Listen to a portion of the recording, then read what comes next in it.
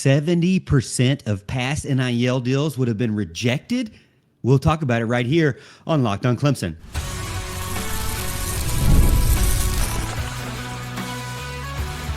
You are Locked On Clemson, your daily podcast on the Clemson Tigers.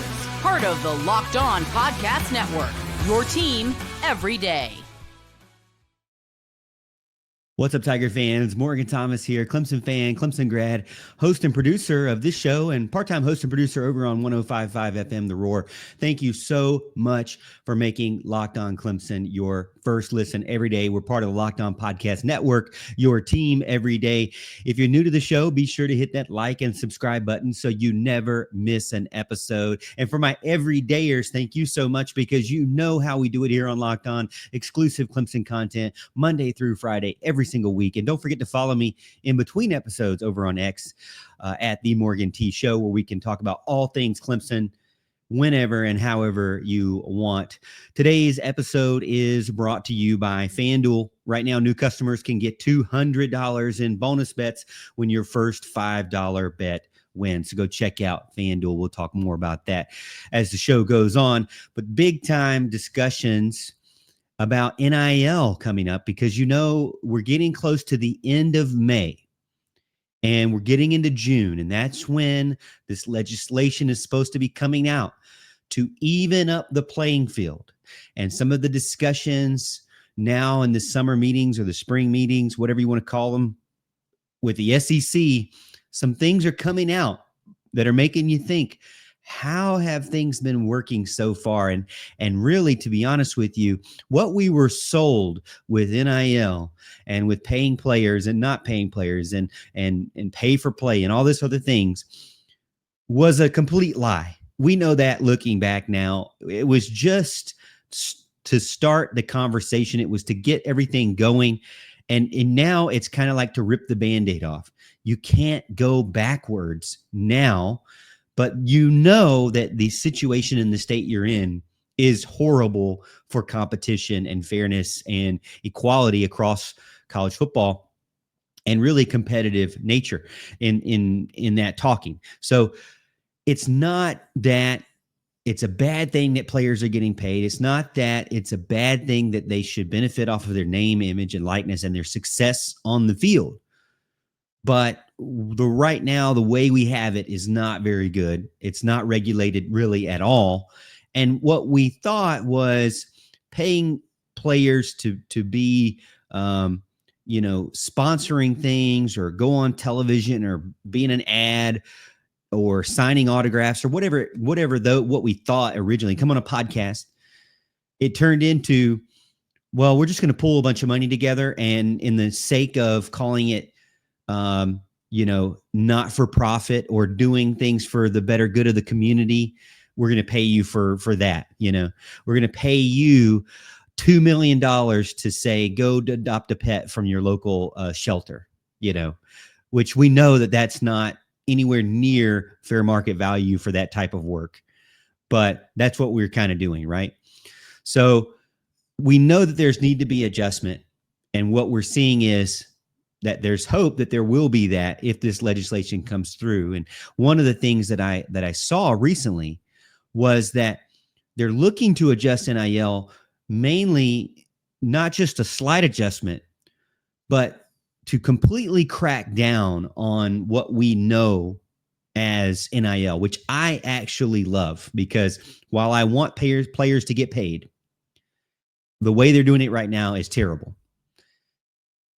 They came out and said that 70% of deals would have been denied in the entire model of college football, the way NIL deals go right now. 70% of all NIL deals, and this is according to Deloitte, and they're going to be kind of the leaders of the NIL Clearinghouse, and they will accept or reject deals that don't meet fair market value. And I've worked with Deloitte in my previous jobs in marketing, and their analytical firms, consulting firms. They do extensive research beyond what you could even imagine when it comes to marketing and determining things like this, like fair market value. So I trust Deloitte to be able to do it. They're one of the biggest, marketing companies and agencies, consulting firms in the world. And they're going to kind of lead the way, or at least the idea is that they're going to lead the way in an NIL clearinghouse to do this, to kind of oversee everything. And that includes making offers from companies and businesses, which we all know is boosters at the end of the day, because unless you're a major corporation, even in a major corporation, you have some sort of bias towards a specific university, wherever your family has gone to that university, or, whether you went to that university. There's always some sort of university bias, right? So even in the largest companies in America, there's some sort of booster bias or need to support one university over the other. So it's not fair market, fair intentions there. Offers made by booster collectives and deals that were made to lure different players in to a team have to be legally justified in this model. And if they can't be legally justified, then they're not going to be allowed. They presented to with a bunch of SEC coaches this week, and they revealed that when they did their research, 70% of previously signed NIL contracts would not pass in their new system. Now, if this new model is enforced, the programs that were operating this way are going to be immediately shot down and destroyed. It puts a spotlight on a lot of the fake paying, the inflated market value of players, the promises that couldn't be held up, or even are being held up but are way too high for the market. Schools are going to have to reset how they think about this and actually pay players what they should be worth based on their position and the value that they bring to their team.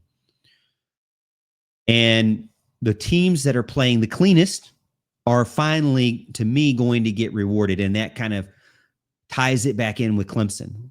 The biggest spenders out there, the biggest offenders out there, or might find themselves unable to recruit at all because they don't know how to go back. They don't know how to actually build relationships without spending a ton of money.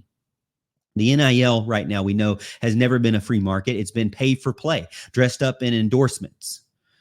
The fair market value algorithm that they are putting together, I think, is one of the best ideas out there. It's going to expose, honestly, how little of how much you're overpaying for players, but also how little of a return you're getting. If 70% of all players on your team and all deals that you're getting are overvalued and would not meet up, then that means that we are grossly overpaying and getting less results from every player that's on the roster right now. And honestly, I am concerned that includes Clemson as well.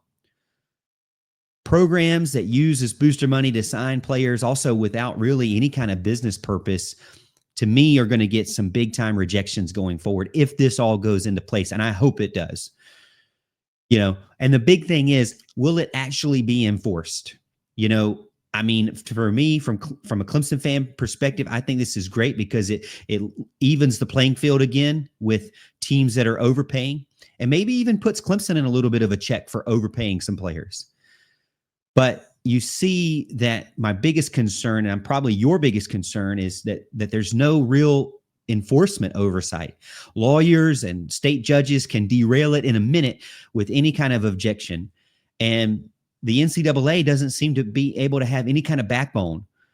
There has to be some sort of way to make sure that this is upheld and that this can be regulated and enforced.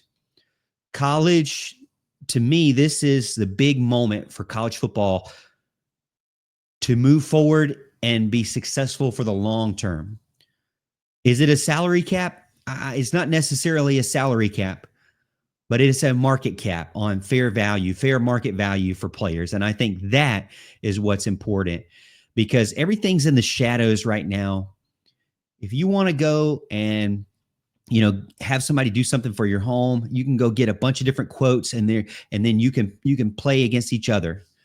But in this state, everything's in the dark. You don't know what other people are paying, and you don't really have an idea of what a true value of a player is getting, or what expectations of players being told. So Clemson, I think, is doing it the right way. They are as efficient as possible. I'm still a little bit concerned about where all this money is going and how effective it's being. But I think Clemson and Dabo Swinney's long play is starting to kind of come back into their favor as well. And we'll continue to talk about some of these things that came out in this discussion this spring with Deloitte, and how much teams are paying what they're saying. Teams are paying high school players.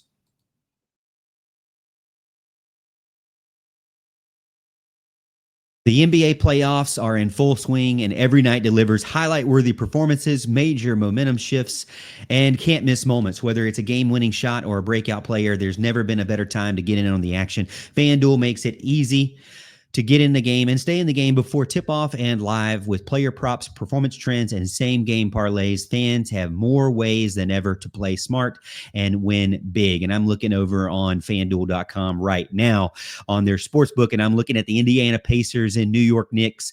It looks like a 5-leg same-game parlay is big time, super, super popular right now. You got Josh Hart scoring 10-plus points, Michael Bridges scoring 15-plus, Tyrese Halliburton 20-plus, Pascal Siakam 25-plus, and Jalen Brunson 30-plus. If you mark all those together, you could possibly win big with the same game parlay. So go check it out over on FanDuel.com. There's a lot going on, and the NBA playoffs are coming to a full front now, getting ready for the finals. If you're new to FanDuel, it's the perfect time to sign up. Head over to FanDuel.com and place your first $5 bet. If it wins, you'll get $200 in bonus bets. Make every moment more with FanDuel, official sports betting partner of the NBA.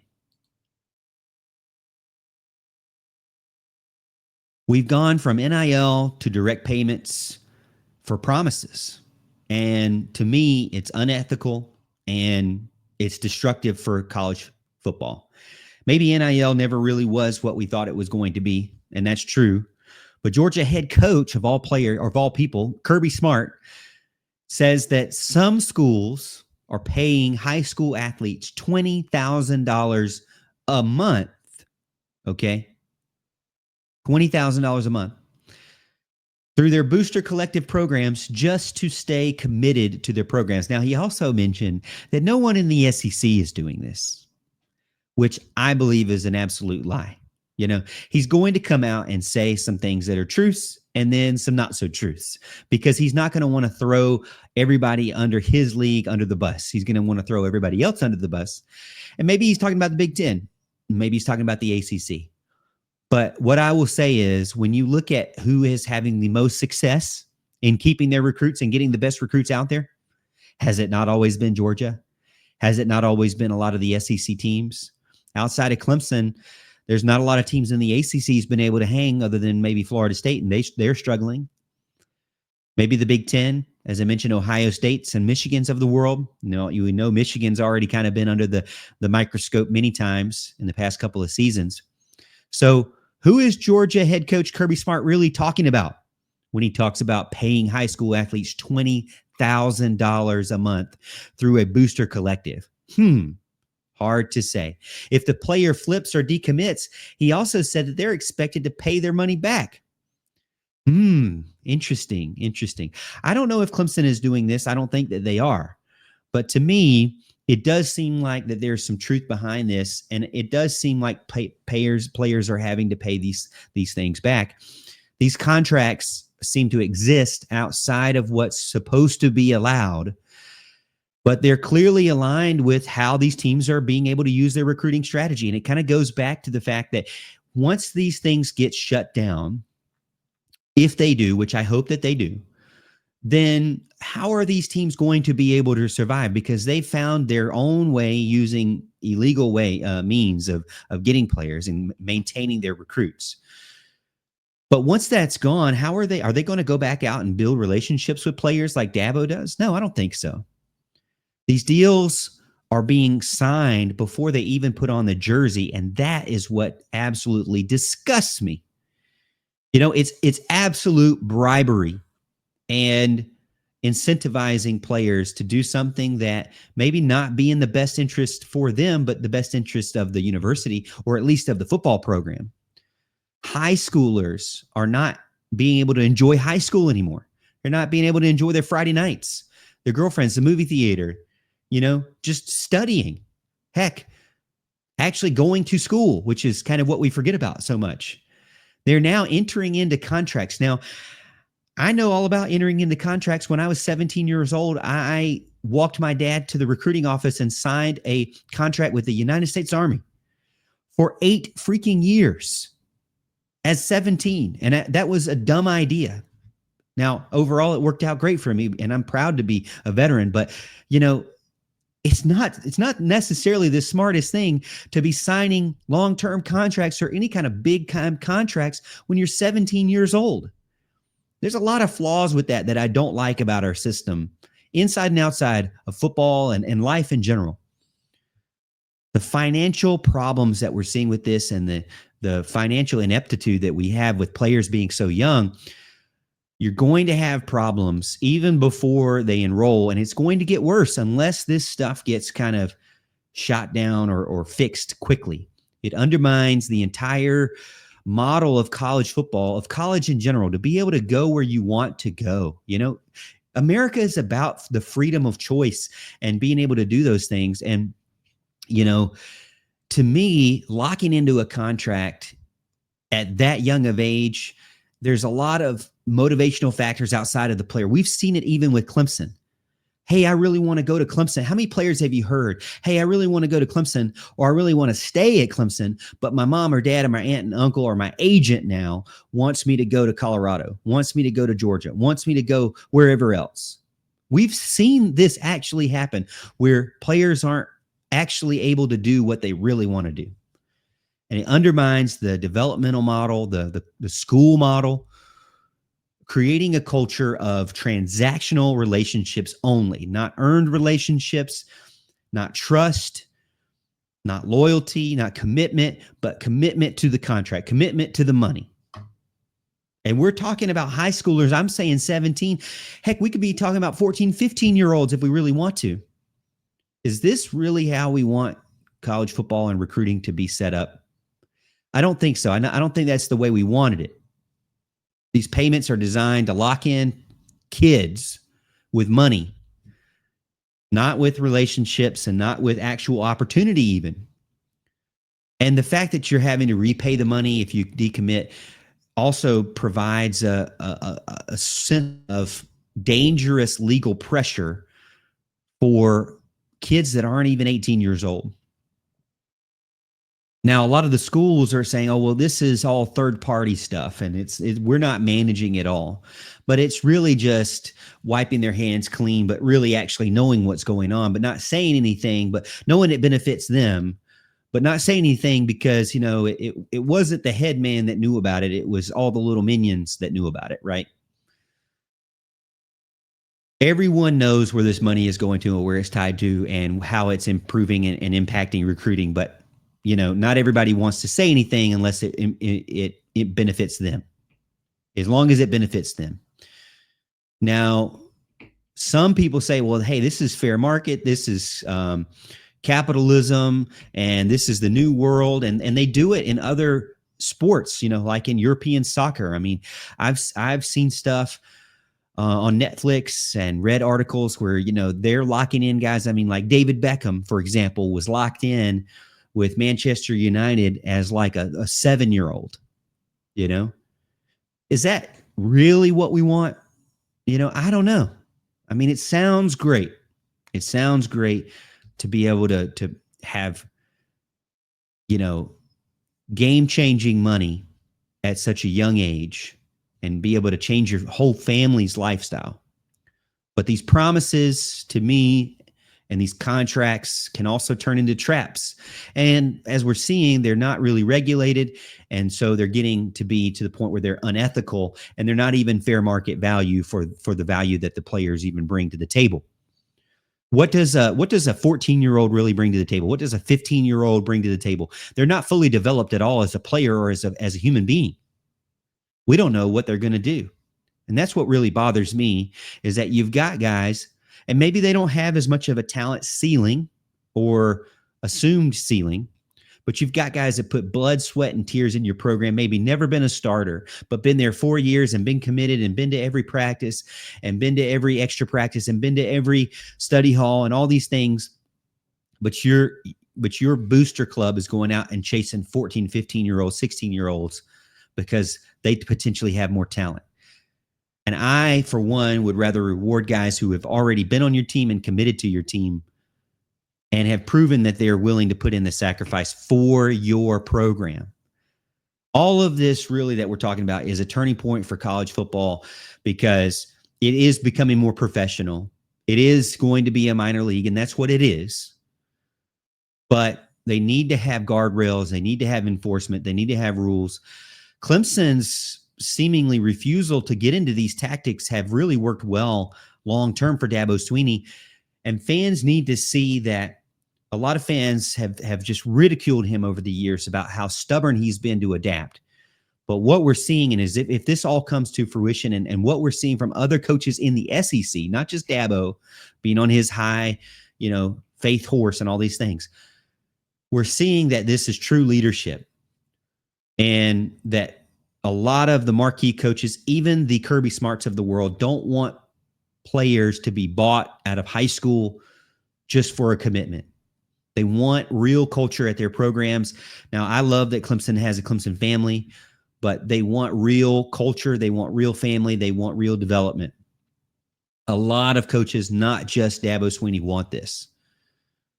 Clemson continues to build around the family and build around relationships, and I think that that's what's really good. And we'll finish up the show talking about how Clemson is doing the right thing, but also some of my concerns about how they're doing the right thing.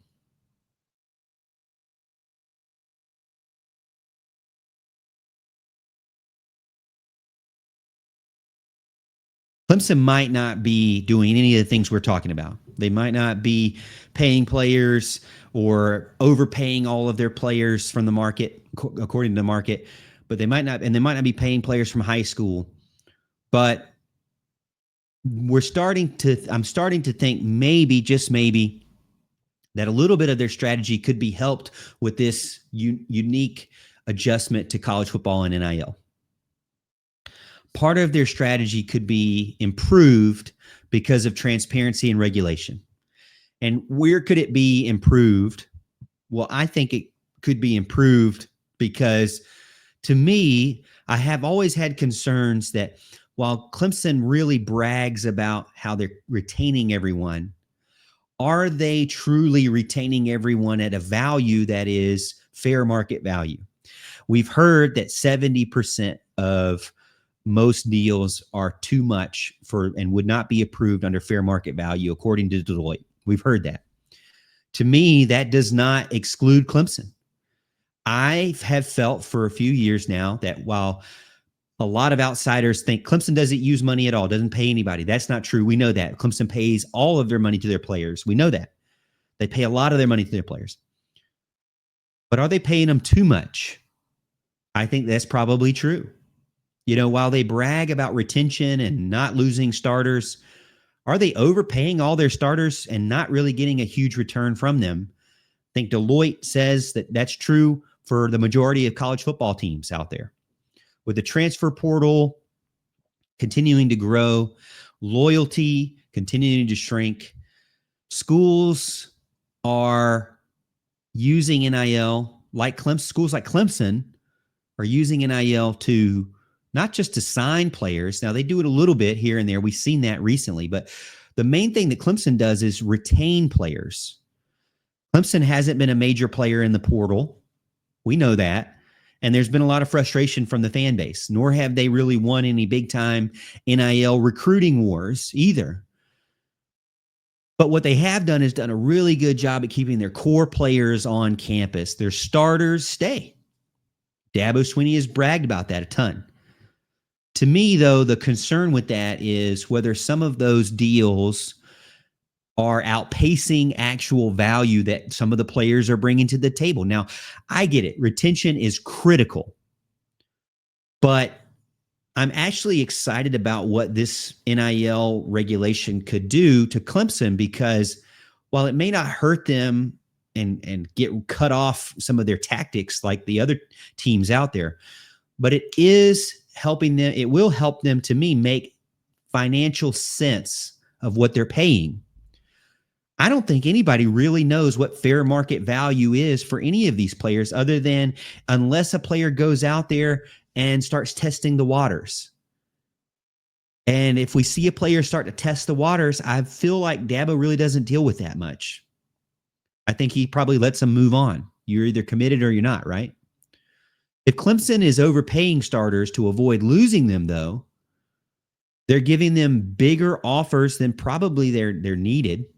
And I don't know if this is true or not, but I feel like Clemson's probably spending a little bit extra to keep players, maybe even just keep them away from everybody else. And that's kind of the concern I've always had too, is with college football, there's not just 32 teams, there's 130 teams or more. And there's not just your league. There's 5, 6, 7 leagues out there that could potentially want to pay your player.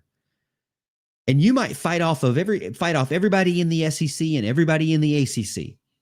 And then all of a sudden, here comes the Big 12.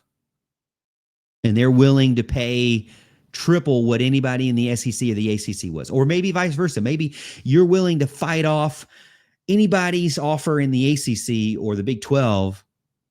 But then here comes, one team that's got some extra money because things maybe did or didn't go their way. And they're going to dump it all on this one player that they supposedly really need. So there's a lot of competition out there. So I feel like the safe thing to do is to just overpay everybody that has a 70% or higher chance of being a starter. Maybe even a 50% chance or higher of being a starter, right? Just go ahead and overpay everybody, because retention is very important. And while that brings stability, it may hurt some of the resources that you have. It may hurt your ability to invest in growth in other positions because you've overpaid. That's what I kind of like about these NIL rules that we're talking about, because they're going to enforce schools not to just justify every deal for all the new players, but to justify every deal for even the veterans. And to me, that might help not necessarily expose other teams. It's going to expose problems. And I don't think it's going to expose any problems for Clemson. I think it's just going to help Clemson be more efficient with the money that they're spending, with your money, with our money. Some players who are returning are too good to pass up, and you've got to pay them big time. Some players who are returning, I just wonder, are they being overpaid just to return? Are they being overpaid to sit on the bench? And maybe that's okay. There's a strategy behind it that you have to kind of play the gut feeling with it. Do you really want to risk losing this player or not? Or do you just want to dump a couple of $10,000, $20,000, $30,000 more to kind of hold them close? Is loyalty the most important thing? It's one of the most important things. Is paying fair market value an important thing too? Yes, to me it is. But you're not going to get that unless there's some sort of regulation and some sort of system in place where it's transparent. Transparent and regulation are really key for everyone to be on the same page. You have to protect what you've built. I agree. You don't want to lose veteran players who have put blood, sweat, and tears with your uniform on for multiple years, because they're not just able to impact the team on the field, but off the field as well. But I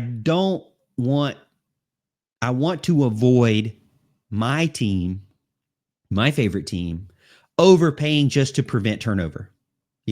Sometimes I've even said it, hey, you know what? Be nice to see someone else other than this guy, because we've seen his ceiling, and that's, there's got to be something else out there. Maybe just even a better option.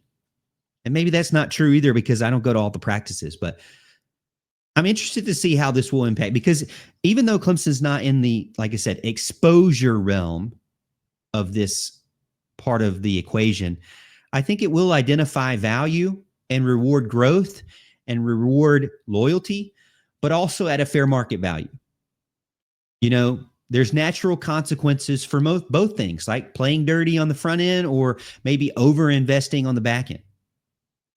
I think that these rules will be able to level the playing field if they can be enforced, and also kind of helps avoid the stress of, can you imagine Dabo? And we've talked about it with many coaches have said publicly, they can't even get to the bowl game before they have teams trying to poach their players. And I get it. So if you're Dabo, hey, you want to go in there and you want to retain. The demand is definitely out there, especially for Clemson players. And I think retention strategy is great, but I don't want it to be a crutch. And I think this NIL Go or NIL Clearinghouse is going to be good to help evolve Clemson and all of college football to the next level of roster management. We're the roster management junkies here.